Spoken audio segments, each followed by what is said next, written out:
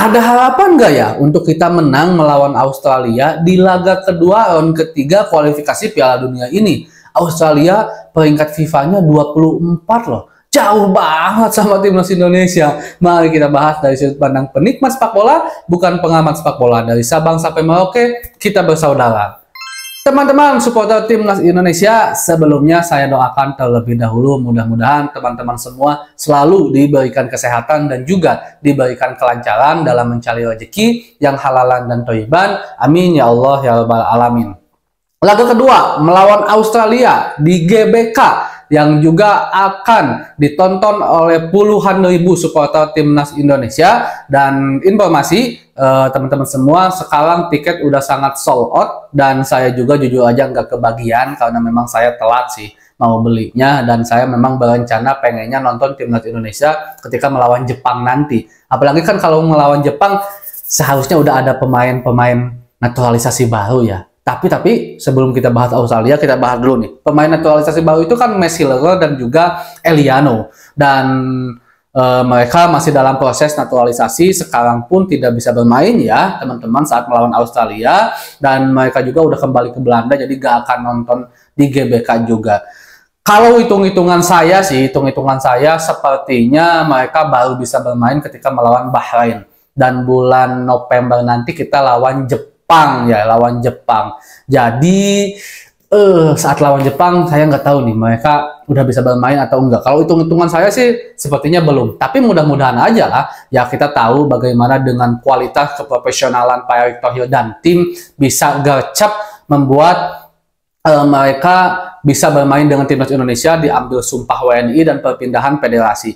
Bahkan kan Messi juga udah bilang di mana di laman YouTube-nya FC20 maksud saya, Messi ketika dia baru bilang saya ingin bergabung dengan timnas Indonesia, tidak lebih dari 4 hari katanya berkas udah disiapkan semuanya oleh PSSI. Nah ini menandakan kalau PSSI memang sangat profesional di era sekarang, dan saya harapkan juga mudah-mudahan itu terjadi di proses naturalisasi sekarang, agar kita jangan terlalu lama lagi lah nunggu mereka, karena kita butuh sekali kualitas mereka untuk menghadapi negara-negara besar, terutama mungkin seperti Jepang ini gitu kan. Dan kabarnya juga ada gerbong naturalisasi lain yang akan diboyong, yaitu Cavendish oleh Romani dan juga siapa satu lagi lupa saya. Oh, Jairo. Mereka seperti udah memperlihatkan kode-mengkode, tapi kalau untuk resmi ya kita tunggu salaman sama Pak ET aja ya.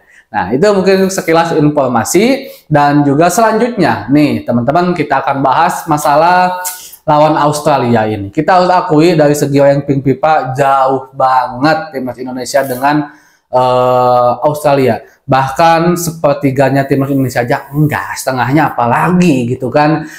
Timnas Australia ini memang dihuni oleh banyak pemain-pemain yang berkarir di Eropa. Ada di Liga Inggris, ada di Liga Swedia juga gitu kan. Intinya menjadi pemain-pemain yang sangat berkualitas lah. Dan ini tentu terlihat juga dari ranking FIFA-nya. Walaupun di era timnas Indonesia yang sekarang, ranking FIFA bukan lagi acuan untuk menjadikan kita kalah. Walaupun timnas Indonesia memiliki ranking FIFA yang sangat rendah, tapi kualitas kita harus akui timnas Indonesia sebenarnya ada di level 100 besar FIFA lah kalau dari segi ranking, dari segi permainannya. Walaupun kita juga harus akui tidak akan mudah untuk mengalahkan timnas Indonesia di Australia melawan Australia ini. Kita memang dilihat dan juga didukung oleh puluhan ribu supporter timnas Indonesia. Tapi untuk mengalahkan mereka sangatlah sulit. Dan saya juga mengajak untuk teman-teman tidak terlalu cepat jumawa, karena ini barulah awal gitu kan. Kita masih ada perjalanan panjang dengan akan bertemu Arab lagi juga, bertemu tim-tim besar lain juga, yang tentunya ini kalau seandainya timnas Indonesia tidak bisa konsisten, ya hanyalah mimpi kedepannya kita bisa bermain di Piala Dunia untuk 2026 ini khususnya. Kemarin melawan Arab tentu kita harus apresiasi, sangat applause seenggaknya. Mudah-mudahan itu adalah gambar permainan timnas kedepannya. Mudah-mudahan tidak jeblok dengan gagal melawan negara-negara selanjutnya, memberikan kemenangan.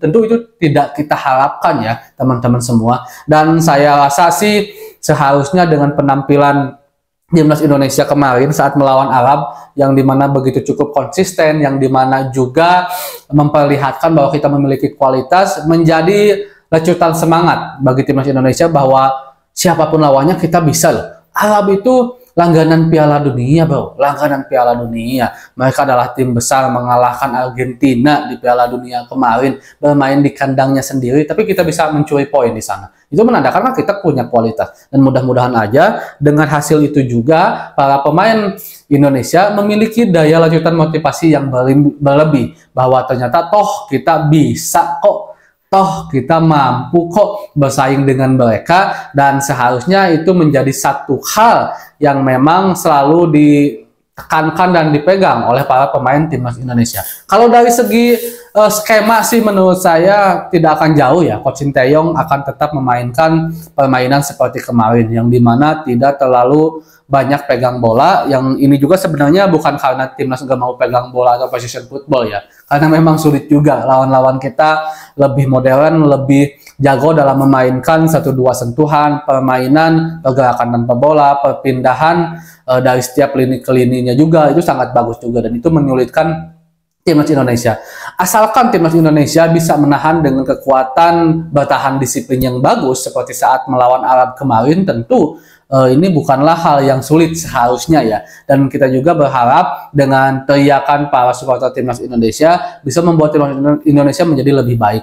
Nah, dari segi starter prediksi saya tidak akan jauh dengan pemain-pemain yang diturunkan saat melawan Arab Saudi.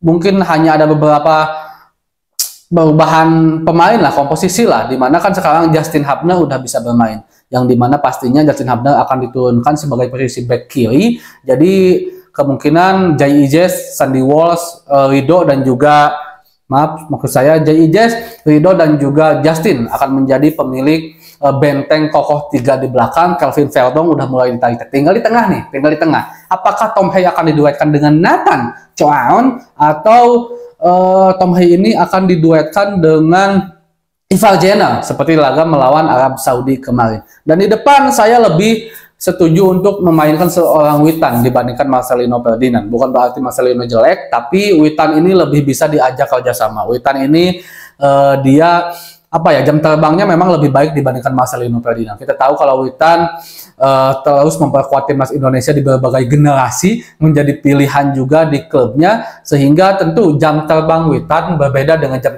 terbang Marcelino, dan ini diperlihatkan oleh Witan yang terus konsisten. Bahkan di pertandingan saat melawan Arab pun akurasi umpan Witan itu lebih baik dibandingkan Radang Ulatmangun, Rafael Strike gitu kan, itu lebih baik Witan Sulaiman. Nah, saya rasa Coach Sinteyong pun juga itulah alasannya kenapa memainkan seorang Witan Sulaiman menjadi seorang starter di laga saat melawan Arab Saudi kemarin. Jadi mudah-mudahan aja lah Australia tampil ya tidak terlalu bagus-bagus amat, dan pada intinya sih kita yang mudah-mudahan tampil sangat bagus dan bisa menggebu Australia. Mudah-mudahan aja lah. Segitu dulu mungkin untuk pembahasan hari ini teman-teman semua. Assalamualaikum.